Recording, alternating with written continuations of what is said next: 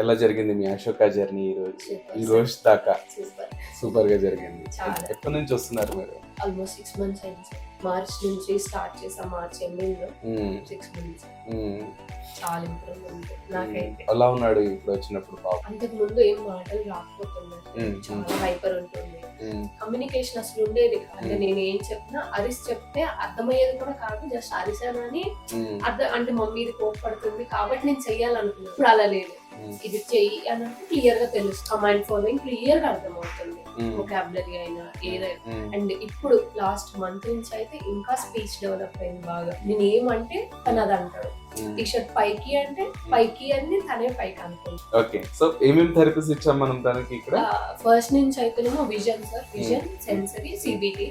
Last month ఇది speech add చేసాము. Speech add చేసినాక ఇంకా దూసుకుపోతున్నాడు, బాగుంది.